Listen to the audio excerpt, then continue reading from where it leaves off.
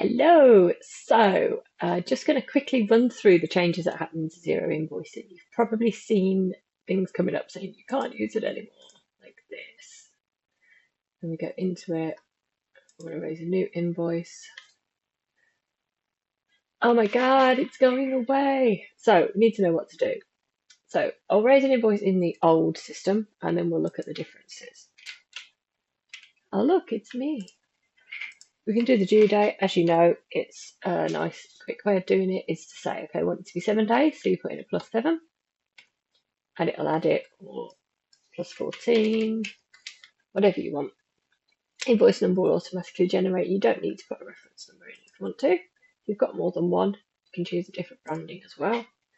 We're just going to invoice the stuff. Got the VAT in there. We've got our tracking categories if we want it. So nice and simple. We're going to approve. And then we want that to go to the client. So we're going to email as well. And send it. Job done. Nice and quick. So if we switch to the new version, the process isn't massively different, but it does look very different.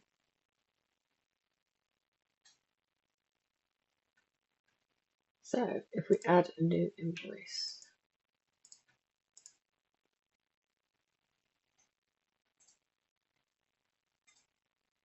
see that it's all just a little bit cleaner, a little bit bigger,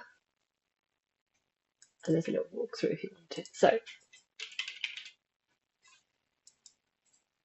we're not on our own. We've got to deal with default due date here now. This is a bit more useful. If you click the drop down before, you would have got a calendar. Now we've got the option to put 7 days, 14 days, next a month, whatever, or just pick another date. I'm wondering if, does the +7 still work?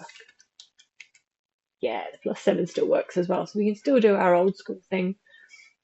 Invoice number's the same, reference is the same. We've got an option to choose current, so you won't have that unless you've got the upgraded version of Xero. And we've still got our branding themes that we had before. Item drop down still where it was, but we're just going to invoice stuff again. Sales, the VAT's come in, and we've got our region project. So far, so ordinary. Now it looks like we have to go up here.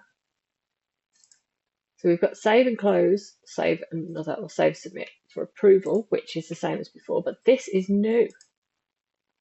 So what we normally have to do is approve and then send, but now we can approve an email from one click, which I like. We can approve a print, we can approve a view next, approve another link, we can get a link. So we've got more choices here with what we can actually do. I like that. And then we've got the same old options that we had before here. So approve an email. Ooh, straight into the new screen. And send it.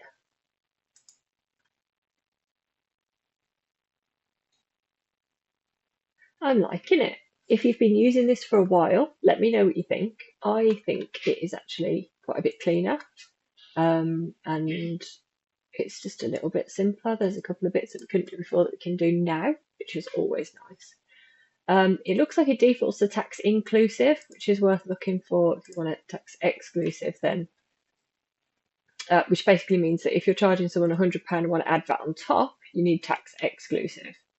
If you want to charge them 150 quid including VAT, then it would be tax inclusive, and you just put 150 quid in there. We can also add in a discount field or a tax amount field if you wanted to mess with that stuff. Probably don't need to. But we've got the show hide fields in there as well. So very interesting. Hope this was useful. Let me know what you think.